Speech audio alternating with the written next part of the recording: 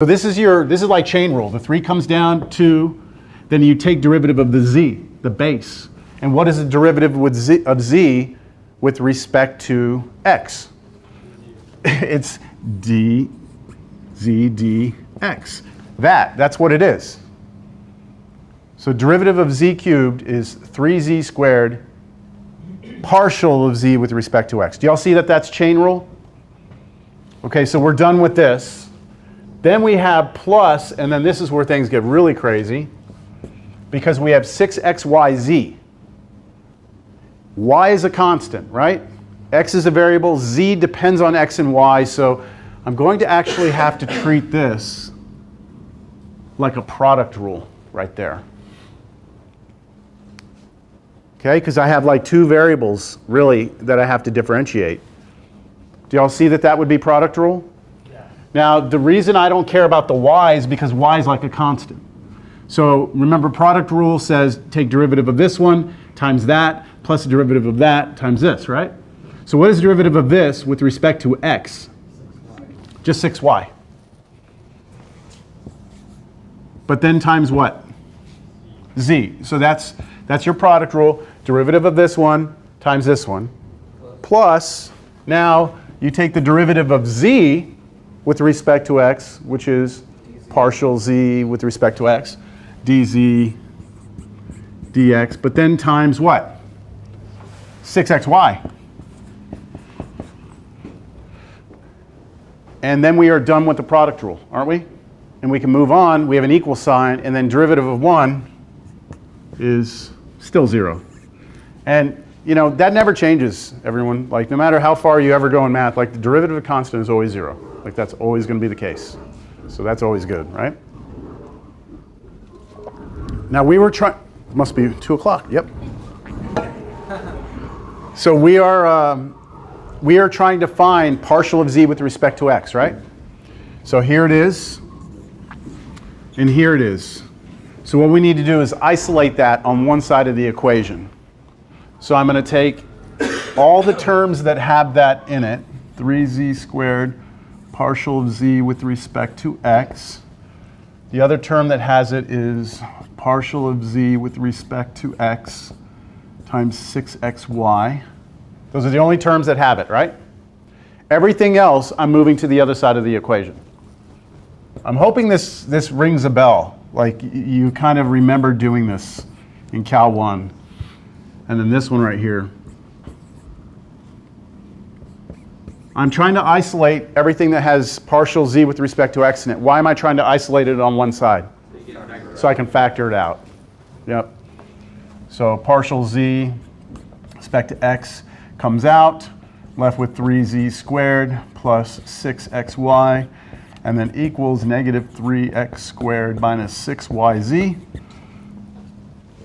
And finally, you divide both sides by what's in parentheses there, right? And you'll have your answer.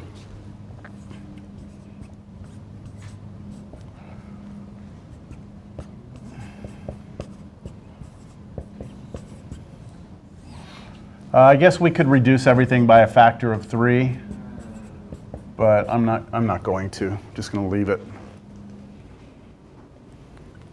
That all right? So if you look back in your notes, we've been doing these partial derivatives, and any time that I've done like partial f with respect to x, I've only done this when we could solve for z, right? When it was z equals and then it was a bunch of x's and y's. And when we got an answer, our answers always had x and z in them, and just x, I mean, sorry, I just said x and z, x and y in them, right? That's all our answers always had x and y. This is saying, look, in order for me to tell you the slope of the tangent line, if I'm standing on this surface, pointed out the x direction, and I take a step, in order for me to tell you the slope of the tangent line, I need to know more than just the x and the z, the x and the y that got me to that point. I actually have to know the x, the y, and the z.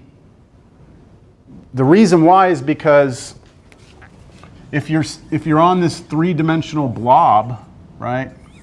That's supposed to be like some 3-dimensional blob. If the ground is down here, you could plug a point in that goes up into the surface and then pops right there, or it could pop out the top, and you could be at one of these 2 points. Is that clear from my picture? So if I'm asking for the slope of the tangent line as I'm pointed out, I need to know which point I'm standing on. Am I standing on this point or that point? And that's why I need the z-coordinate also. And that goes back to in Cal 1. We could take the derivative on a circle. I could still give you the slope of the tangent line here, but you had to give me both x and y. Giving me just x wasn't enough because there's another point down here. So you give me x and y and I'll know which one to use, which one you're talking about. So I would expect to see z in your answer for that. Now, how do things change for part B on this? Treat x as a constant, right? And y is a variable, and z is still the same thing. We're going to have to use chain rule on it. So let's just do part B. Let's just do the implicit differentiation. We won't go solve. All right? Can you just swap your x and y? Is this going to be the same? Is it? We do appear to have like complete symmetry here, don't we? I mean, it just so happens that I think it'll work out that way. Let's just write it down though. I think we've got what, 3y squared, right? 3y squared, and then plus 3z squared partial z with respect to y this time, right?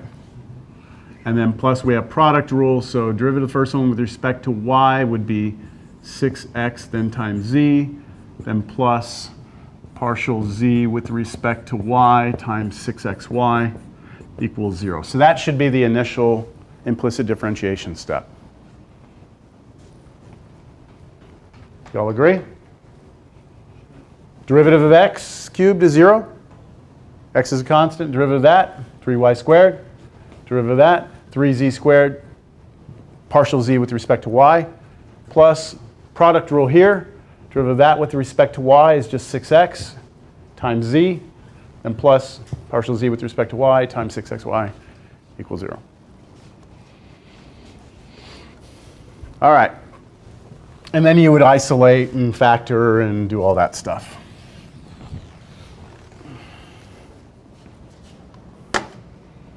All right. Oh, that's it. Yay. Yay for us.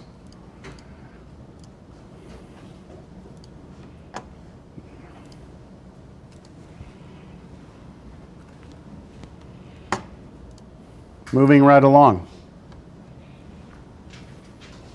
Tangent planes.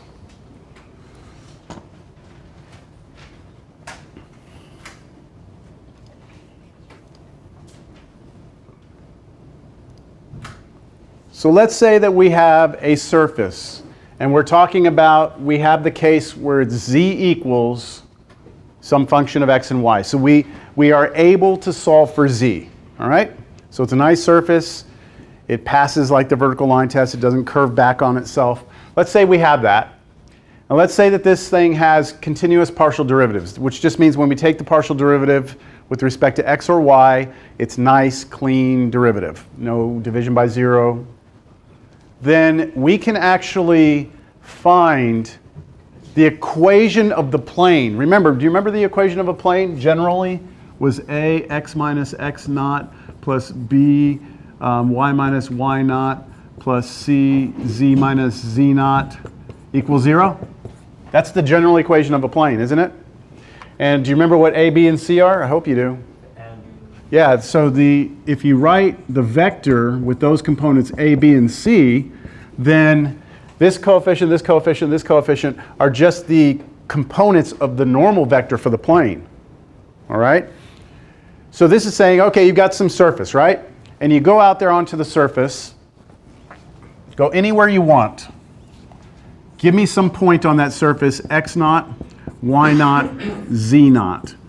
If you'd like to know the equation of the plane that would be tangent to the surface there, that means just touching at one point, kind of like a tangent line, right? But a tangent plane, then here it is. This is it. This is what it is. So let's look at this equation. This right here is A, this right here is B, and -1 is C. Always, this is the case, that this C will always be negative 1. So long as it is a true surface Z equals a function of two variables. So all we have to be able to compute is the partial with respect to x, and then plug in the x and y coordinates of our point. Then compute the partial of f with respect to y, plug in the x and y coordinate of our point, and then plug in x naught, y naught, z naught, and bam, we've got the plane. It's pretty crazy. Now, I'm not proving this to you. Later, we're going to show that we can find the plane for any surface, even if it wraps around on itself. And when we do that, I think you'll have a little better idea where this comes from. So for now, can we just take this one on faith and do an example? Okay, great. That's what we'll do. So here we go. We have a surface. F of xy is 1/2 xy. And I'd like to know what the equation of the plane, which is tangent to that surface at the point 1, 2, 1. 1, 2, 1. So if we plug in 1 for x and 2 for y, we should get 1 out for z. So we plug in 1 here and 2 here, it should spit out 1, which it does. So that point is on that surface. And visually, just so you can see where we're headed on this, is this is the surface for you, okay? This is the surface. And we're going to the point 1, 2, 1, which is right there. Let me spin it around. And we are trying to find the plane that would just touch through that point and be tangent. Does that kind of make sense? That plane right there? Just tangent to that surface. And the way we're doing it is by using the partials. And remember, if you have a plane, if you want to define a plane, all you have to do is give me two vectors, right? If I have two vectors, I can get the normal, can't I? By crossing these. And essentially what we're doing is if I'm standing here and I'm saying in this direction I have a certain slope, right? Then I actually have like one vector in that direction. And then when I do partial with respect to y and walk that way, I have another like direction, another slope here. And these two together can be viewed as two vectors, right? And so we should be able to get the normal vector by crossing these two vectors. And this thing that comes out should be the normal for the plane, right? So two vectors on a plane. And that's exactly what's happening, but all the computations have been done for you already, and we just give you the formula at the end. So does it kind of make sense that the coefficient of the a has something to do with the partial with respect to x, and that the b has something to do with the partial with respect to y? Does it kind of make sense that it would be connected somehow? All right, so let's do the actual computation. So first things first. Let's just make sure we know that this is x naught, y naught, z naught, right? And I need to figure out what the partial with respect to x is. I'm going to need that and the partial with respect to y. So what is the partial of that with respect to x, everyone? 1/2 y. 1/2 y. Okay, what's the partial of that with respect to y? 1/2 x. Okay? Now the formula was on the previous slide, so I'm going to go back to the formula. Here it is. This is the formula right here. So I need to figure out what the partial of f with respect to x is if I plug in the x and y coordinate from the point. And then I need to know what the partial with respect to y is if I plug in the x and y coordinate. And then this one's always -1. So I really want to know now, here's where my equation is going to come from. I'm going to take the partial of f with respect to x. What am I plugging into it? The x naught, y naught. So 1, 2, right? Which I'll do. I haven't done it. All right. So I've got to plug in 1 for x and 2 for y into this. And then next to that, I'm going to have x minus x naught. What's x naught? 1, right? And then I say plus the partial with respect to y, where? At 1, 2 again. And then next to this, y minus, this case, 2, right? And then what always comes here for the third piece? Minus 1. And then z minus z naught, which is 1, and then equals 0. So that should be the equation of the plane. Make sense? Now, what is this number right here? So you're looking at the partial with respect to x and plugging in 2 for y, right? So that's just 1. 2 goes in right here. So 1. So that's just x minus 1. Well, I'll put the 1 in front. Okay. Plus, now partial with respect to y, plug in 1, 2, and what do you get? 1/2. So 1/2 y minus 2, and then minus 1 times z minus 1 equals 0. And that is the equation of the plane. Not cleaned up, but that's it, right? The normal vector of this plane is what? 1. Negative 1/2. Nope. Just 1, 1/2, negative 1. So just the coefficients the way they are. All right, but that's not what we're asked for. So this is x minus 1 plus 1/2 y minus 1 minus z plus 1 equals 0. Just distributing through. I noticed that that and that cancel, right? And so I could say x plus 1/2 y minus z equals 1. I believe that's it, right? Questions? Now, does this change the answer? Like, can somebody else write this and we say that we're good? Like, everything is still the same? Like, what did I do to go from here to here? Just multiply both sides by 2. That's the same plane, all right? Just gets rid of your fractions. So back here, I had the computer do this for me, and I'm going to show the equation of it. There's the equation there. So it's 1x plus 1/2 y minus z, negative 1, bring it over, equals 1. So yeah, that's it right there. That's the equation of that plane.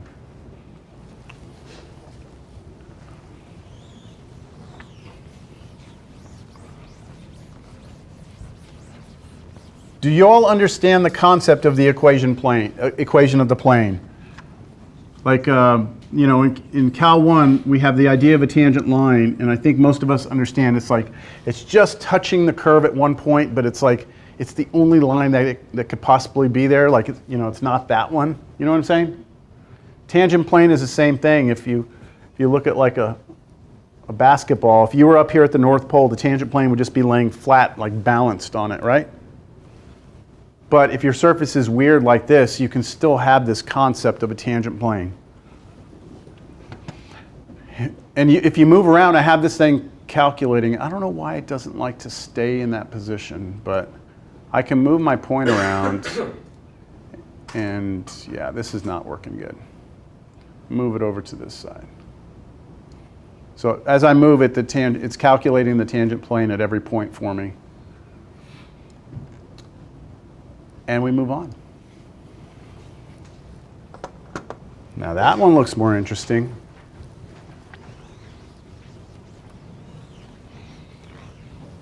Let's do a little classwork. How about y'all do this one?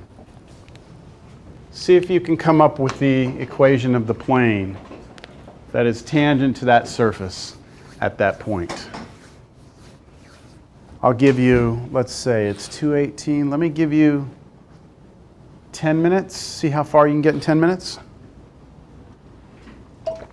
And you're not going to turn it in for anything. You're just doing this just purely for your own enjoyment.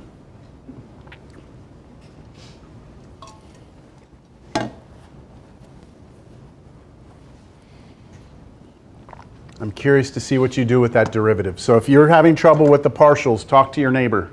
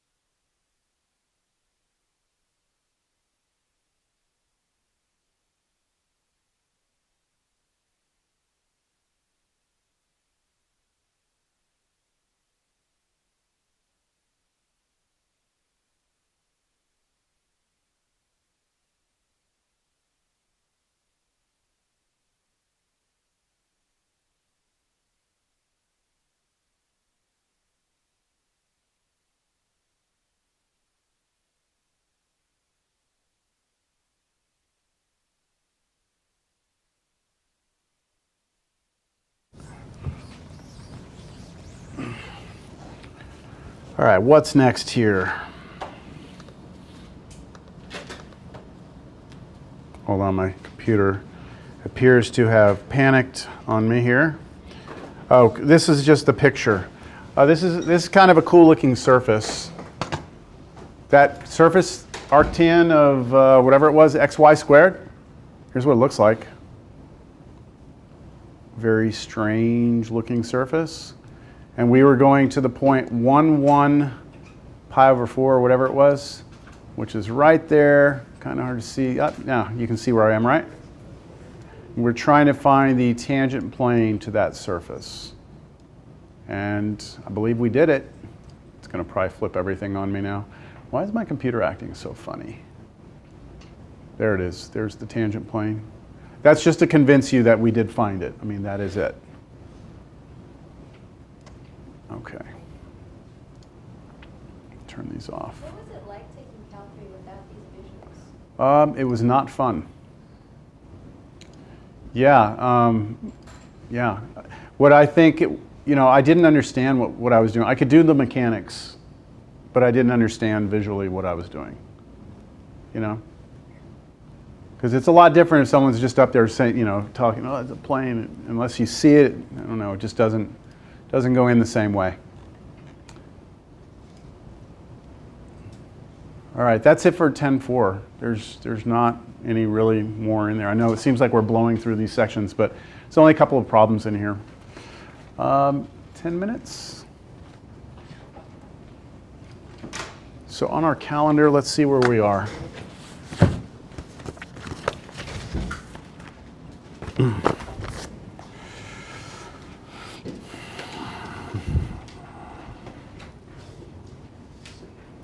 I think it's President's Day.